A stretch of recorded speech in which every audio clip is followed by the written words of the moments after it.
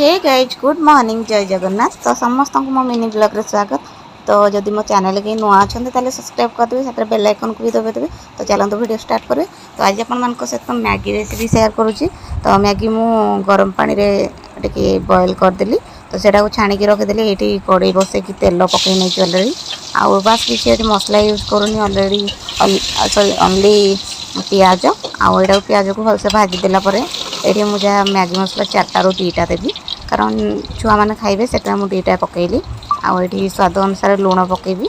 तापर मैगी को खास बास खाली पकईनेबी आउ सूप टाइप करूनी कारण एटा एमती माने टिके फ्राए टाइप बनाऊँगी।